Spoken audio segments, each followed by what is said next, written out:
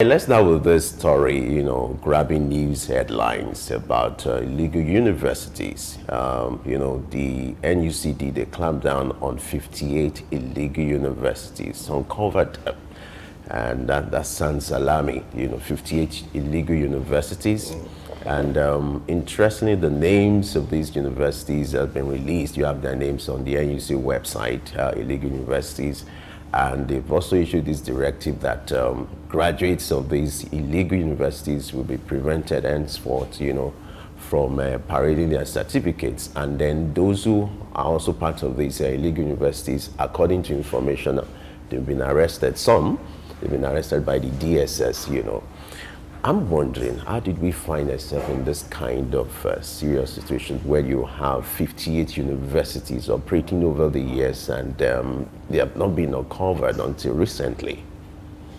Nobody says they've not been uncovered. There has been always this delisting of university or listing of universities that are accredited and those that are not accredited. So that has been there for forever.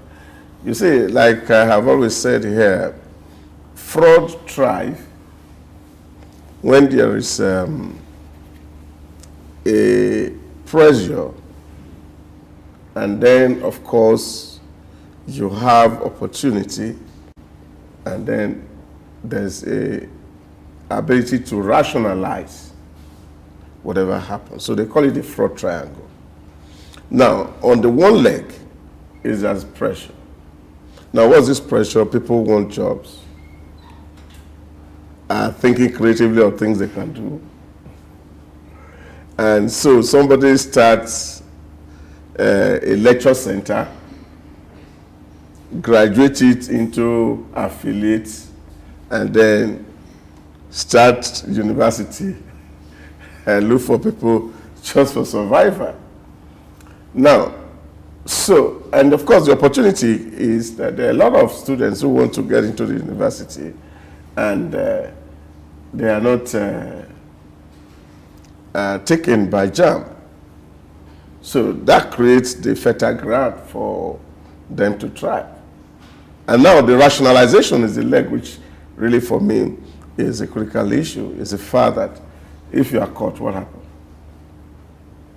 So if the consequence is mild compared to the gain, then of course people are rational. That's why they call the rational choice theory in decision making.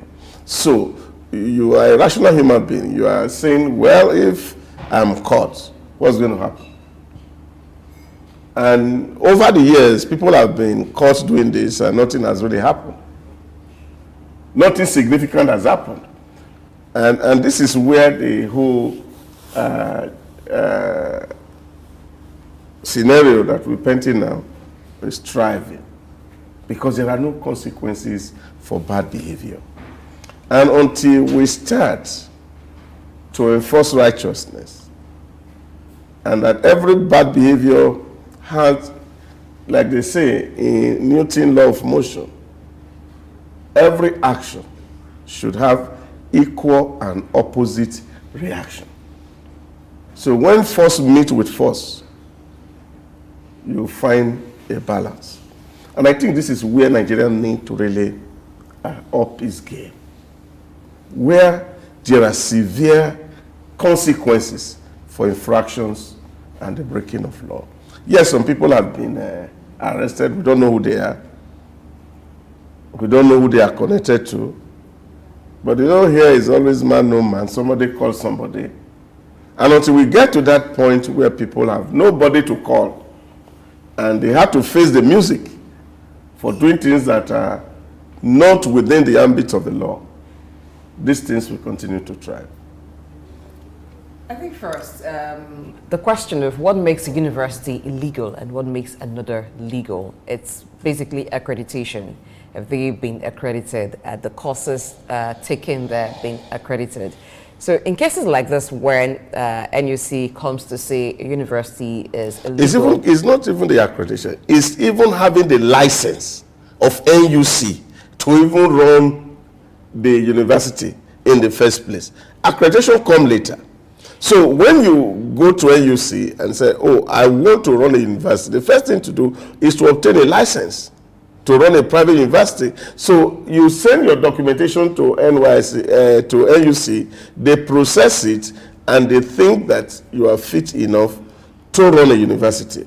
Now then, they are also looking at now to visit and see, okay, you have a license, then you start to do your structures, and you put your structure in place. Then NUC want to accredit the courses that you're doing, that you have enough manpower, and you have enough equipment and infrastructure to run those courses.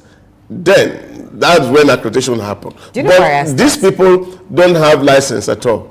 You know why I asked that? Because 58 universities to be running without licenses. Well, I want to see the response from those named universities, because what you would find is that some would tell you they've been licensed, it's just that accreditation has not happened. It's not the first time that names of universities were published. But my fear is that because of the way the space at which private universities are springing up, it's turning out to look like what we have with the private and public school at the secondary school level, where you have some schools not accredited, and it will tell you, oh, not government approved. Some of them cannot, you can't take the WAEC exams in those schools. That's what we're almost seeing now with the universities, and it ought not to be so, because 58 is quite a large number. Now, before they started running from year one or even from the very first day, there's no way university can run in secret. You must know, because you need students, and then you must know that these universities have been running. For how long did they run? And how did you allow, or how did NUC allow that they run for quite a while before coming up with this information? And then to say that students who graduate from such universities will not be able to partake in the national service and employment and other reasons. Now, I do not know for how long those universities have been running, but I doubt it's just under a year. So that means that those who have been unfortunate to be in those institutions already have a problem. What happens to them? What happens to the students? Are they going now to move to another institution? Are they going to say, is the university going to say, okay, we're in the process of being licensed, or we're in the process of being accredited, so it's just a matter of time? Because even if it's just year one or year two, that's a year or 2 years of a person's life and resources wasted. Yeah, but you see, it's a choice. It's a choice. You see, there's no other way to rationalize this thing, except that the people who went there knowingly. They were not blind to it. But did they really know? They knew. They knew. They knew that this university don't exist. They knew. It's not as if they don't know. Why would they? They know. I don't want to think that they knew. Let me tell you something. You see, we cannot feign ignorance. JAMB write exams every year. And in the JAMB brochure, every single university is listed, and the courses that are available, they are listed. Now, there's no way you can go to a university without writing JAMB, and there's no way you can fill a JAMB form and find those universities there. But some universities have come up with alternatives where you don't necessarily have to. There is no alternative. If you are not accredited, if you are not licensed, you are not licensed. Where do you find alternative university? You have university, and there's only one body who is conducting exam, whether they are private university, whether they are state-owned university, whether they are federal government-owned university. JAMB is the only authorized institution by law in Nigeria today to be able to select people to go study a course in the university. Now, those days you say, oh, it was in book form. People may not know.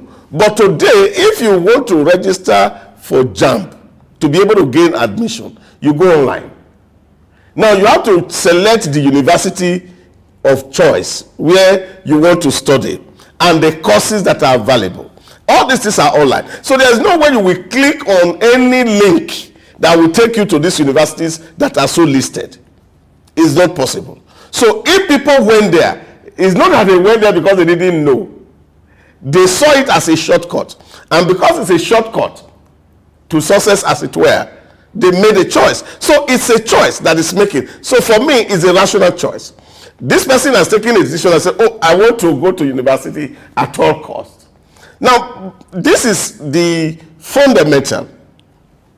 The parents, most also, you may say the parents are not aware, but the student knows that this university don't exist. And there are some people who are recruiting students for this university. Now, they are existing not in the, you will see them in major of Lagos here, for example. You see there are some university, pocket of university, they are all in the outskirts. And they are also looking, they know the kind of people they are gathering. Because it's really not for the academics, because in the first place, they can't even afford the academics. So this is one of the issues. I remember some years ago, there were, you know, that was what made Nigeria to stop satellite campuses. Because of the racketeering that came from it, a lot of people were making so much money from students who were not coming. So what happened? The federal government decided to say no more satellite campuses. Now, the National Open University was open that everybody can even do from the convenience of their home. Now, if you don't have the option of open university, and you don't have the option of regular university, and all that you think that your knowledge is able to know is that one that is not registered, then of course you must be an accomplice. So that for me is what it is. Now, how do we even ascertain the quality of education that is delivered by this university that are not approved? That in the first place, we can guarantee that the people who are carrying those certificates, that they actually graduate in the real terms of it. So I don't think anybody needs sympathy here. The truth of the matter is that employers, and I think we should open all our eyes now and be looking out for names. So know which university you graduated from. So that if it's among the list and we know that at least you didn't go to a proper school. Employers can have a rethink.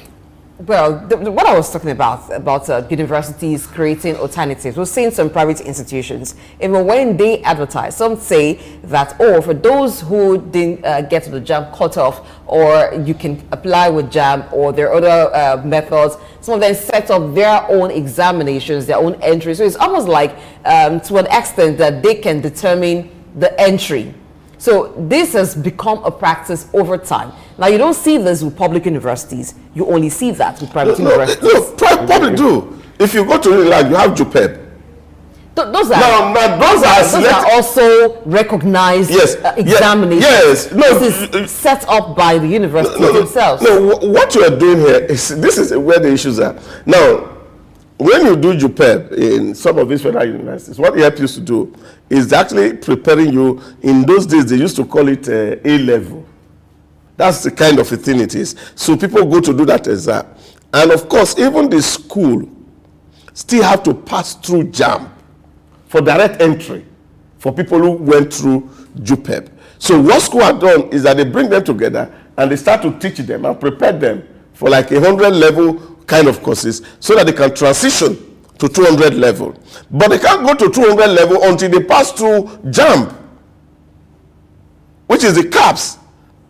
So that center admission process system, which JAMB has put in place, is what guarantee any human being in Nigeria today admission. How many of your students have this knowledge? Sometimes this recruitment starts from miracle centers.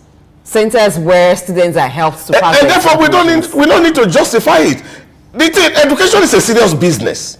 As far as I'm concerned, when you are talking about education, it's like somebody hiring somebody that you have gone through special center and they say it's a medical doctor, and then you lie on the ground for the person to cut you into two. This is what we're talking about. So we don't need sympathy for people who are going those shortcuts.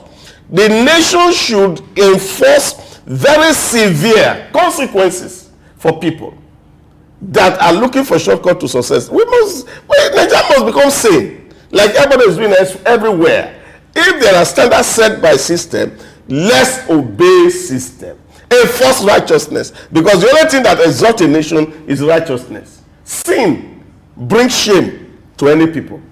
Yesterday we were still buffered by the certificate saga that happened in Togo and Benin Republic, and we said it's been going on for years. I said even locally we have plenty of them here. This complements the argument, and for years it's been there. What I'm waiting to see is what NUC will do to uncover the owners of these illegal universities, or the administrators or people running these universities. And what you will find out, they are the powerful people in the society who are highly connected. Because for these universities to have been in existence for years, and then they're doing businesses, collecting money, doing transactions every day, running different courses, you will discover that these people are highly placed in the society. There are people who tend to believe, or they act as if they are above the law. But thank God now, thankfully, NUC is waking up to its responsibility now to see that this thing is sanitized, and this will deter others too. No doubt there are certain students who will be taking advantage of, maybe due to level of ignorance and all that, or maybe some of their parents are not educated or well exposed to or have a better understanding how the university system works, no doubt, But as this is coming out, becoming public knowledge now, it's going to help a lot of people to make proper decisions when it comes to the kind of university they need to go to and who to patronize and who not to patronize. You also find out that this kind of racketeering, you have some agencies of some of these universities too, who are serving as middlemen between the university and some of these students, collecting money, making money off them to offer them these certificates. But thankfully, NUC is coming up with this big stick, and it's saying that those who have this certificate... that stick is big enough. Because what we might just say is the university is blacklisted. The only person I saw that has used that big stick was Adam Oshomole when he was in Edo State. All illegal secondary school, he closed it down. He demolished them. If you don't have license, you can't operate. So I think that people must be, we face need to get the brutal fact that when people are not qualified, things that they are not qualified for, they should not do it, because that will not give us the kind of the intellectual capacity that we are thinking we can to be able to compete with the other countries of the world. All right, let's move to the banking sector. Some days ago, or in 2023, the central bank lifted restrictions on banks operating accounts for virtual assets such as cryptocurrencies, and those who trade with digital assets or those who trade with crypto were quite happy. But the Central Bank of Nigeria says that there will be no cash withdrawals on accounts that are linked to virtual assets. Now, according to the guideline published by the CBN, issuance of third-party checks by accounts linked to virtual assets would also not be allowed.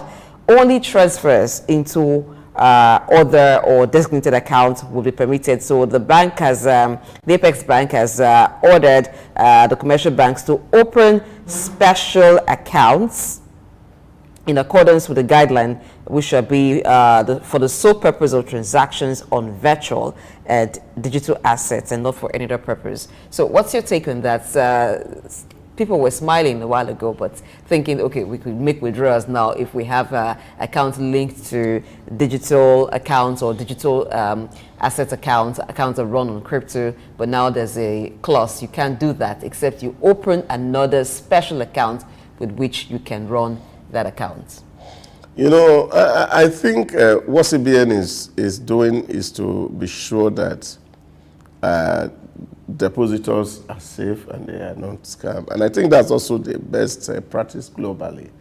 Most nations of the world actually has also put those restrictions in place, and I don't think it's peculiar to us as a country, because one issue that we have seen with this virtual asset is the fact that is like Methuselah, no father, no mother. So we don't, or Melchizedek, they call him, no, he doesn't have a father, he doesn't have a mother. So that's what these things are. And states are also worried. Who created the technology, who is behind it? And it will just happen, anything happened and something disappeared. I had experience with some people about a year ago. They had this color that took people cash away. The following day, the site shut down. They even made efforts to have even a physical office in Lagos. the day the app was going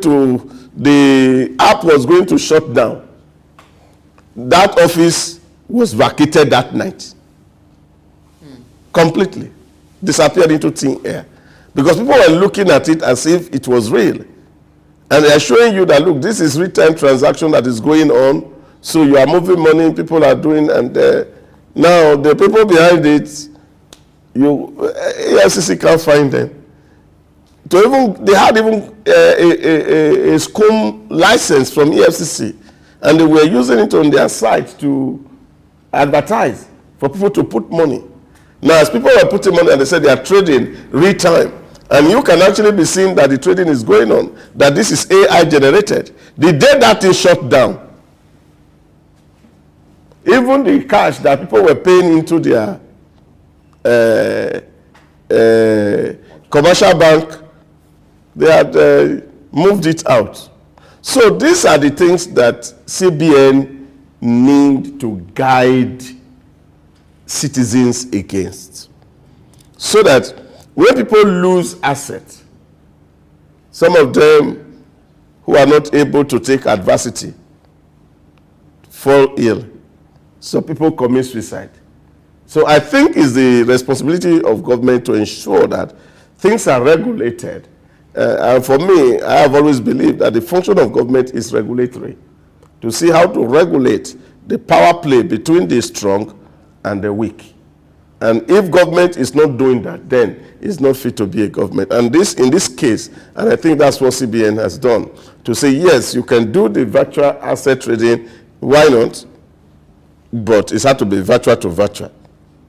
Let it not be connected with our regular currencies and deposit money banks operations. Likely, the crypto market or digital currencies it's a global thing. Several governments or nations have made an attempt to regulate, but they realize that it's beyond them because it's a global thing.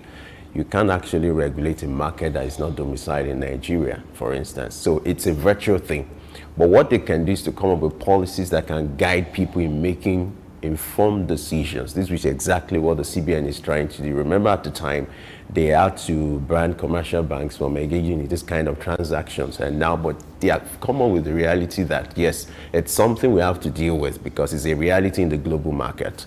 And so what they're trying to do is to see instill sense of professionalism, sense of responsibility for people to even have a proper understanding of how it works and them to know what is expected of them, for them not to be victims of, or for them not to lose their money. So I think it's a step in the right direction. It's just as a matter of moments or months, people get to understand how this thing works. So what they need to do is to open special account, not just regular accounts, and their transactions, their details are linked to it. So it's a virtual thing, and I think it's a good development just to ensure that we won't have a repeat of what happened in the past where people fall victims of Ponzi schemes. You remember what happened with MMM and all that, you know. I don't like mentioning that name, but, you know, it's a lesson for us to know that it's important for these things, even if you can absolutely regulate it, but for the CBN to come up with policies to guide people, and then people seek knowledge. You will always be a victim of what you don't know. So if you want to play in that market, it's important you have a better understanding. Yes, I like that the CBN is creating alternatives and not just putting an outright ban on it. It's like you said, they've come to the knowledge that you can't just restrict this thing totally. People still find a way to do it, to make it easy. Even while you also, value, you know, yes, Bitcoin is over $45,000, and there are lots of people trading value with that kind of, you know, people trading in digital assets. It's become something that you cannot stop. The world is going in that direction for those who are comfortable enough to trade with digital assets, cryptocurrencies, and things like that. So it helps them monitor. The special account will help them monitor, and they say that they will monitor on a continuous basis. So let's see what happens with that over time. Yeah, but you see, the technology around it is that a lot of people really have said that it's a very strong technology, blockchain technology that is driving the crypto market. It's a strong technology, and even states are already adopting it because of the double verification ledger that you have in place, that if you have to change a particular information, it becomes absolutely difficult. And that's where you are seeing people using the non-fungible tokens today to store their data so that nobody in the whole world can copyright that data. So once it's stored in that blockchain technology, it's internal to you, except you sell the right. Nobody have access to it. But these are possibilities. But then, of course, the risk is also high in terms of what could happen, especially with the growing knowledge of humans, that humans can build a system. You know, it's easier to build. It's simpler to destroy than to build. Yeah, so one hacker can get into that thing and crumble the whole thing, and then the whole world is tumbled down. But I think people also need to, with discretion, put value there that may not matter so much. Let me ask you, are you aware that the Nigerian Railway Corporation is making moves to commence night operations, you know, come the second quarter of this year? You know, that's the next news. And that's what we want to talk about. The Nigerian Railway Corporation has announced plans to commence night operations in the second quarter of 2024. You know, the concerns about this has been the issue of security, even for road transport. When it comes to night travels and all that, the issue of security. But now, you know, they say they are putting plans in place to ensure that the issue of security is taken care of and they can embark on night journeys when it comes to using the railway. What's your take on this? You gave us a particular kind of smile, and I understand the meaning. I know people are afraid to travel in the daytime with train. I hope that they have purchased the Rotimi Amechi's camera, as it were, because we had that conversation when the incident happened in Kaduna the other time. But I think it's not a bad idea. Other countries are doing so. What we have not done well is the security around the train system. Now, once we are able to build a system where people cannot have access to, it is easier. These train station tracks all across Nigeria, there are no fencing. No fencing. It's just only there. So if you're going to think of traveling, maybe they should be using it to carry goods and not people in the night, in my view, because that could really be very dangerous. But we'll say some people also are very, very, they are high-risk takers. They can actually also attempt to go by night. At least people travel by night bus. So maybe that's where the logic is coming from. So if people can travel by night bus, why not rail? But I think the difference may be that sometimes this track passes through the forest, unlike the road at interval you see communities.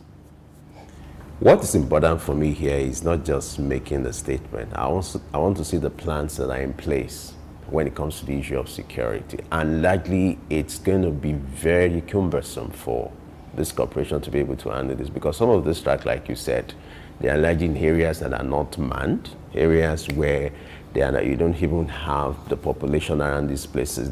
Some of them are deserted areas. These tracks have to go through some of these villages, because if you're traveling from one city to the other, what we convince Nigerians about this plan is the security architecture, the security plans being put in place. And you are aware of the issues we have as a nation when it comes to issue of security. We don't even have enough policemen. We don't even have enough, security men to police the 200 millions that you have. You know, the statistics you have barely little above 400,000 policemen, and about 100 plus attached to the big men, the VIPs. So I need to see the kind of security architecture being put in place. Are they going to deploy technology? That would be fine. You know, if that will give surveillance that will be needed for the task force, the security operations to move in and then see what they can do. Are they going to deploy, physical presence of policemen, which I think that's going to be very tasking. So this will go a long way to convince Nigerians. As far as this is not done, then there's we are not talking police today, so I don't even think that is you will have enough man. Yeah, even if you have that's the 300, you have 2 million or 3 million police people, it will not be enough to manage Nigeria. But I think it's just relying on technology, which most countries of the world have done. People are already turning robots into police, and because you have a lot of technology, if you go to police station in the UAE, you will think that you are in a banking hall. You will not be able to differentiate a police station from a regular IT space. That's the level of technology that's they have been deployed. So the entire camera is monitored from the office. So people don't need to be in the scene. So the police can see what is going on around from where they are. So they're all linked and they have a dashboard that people are looking and they're seeing if there are movements that are suspicious, then of course they can raise alarm. Then that's when you need men, really, so who are waiting in some certain place to be deployed. But the problem here is the fact that there are so many ungoverned spaces in Nigeria, like you said, and these ungoverned spaces have been taken over by non-state actors that are also proven to be very more powerful than the state actors. Look at what happened in Plateau State the other day. And you will just imagine that over 200 people can just be murdered for a whole day operation. And there's no police post in those communities, no police station, no reinforcement. And they just did it and they went out for free. Nobody's caught. So these are the kind of things that are happening around us. And I think we must also have to, yes, while we are trying to do our best to serve our people, we must do so with caution so that we don't take people's life for granted.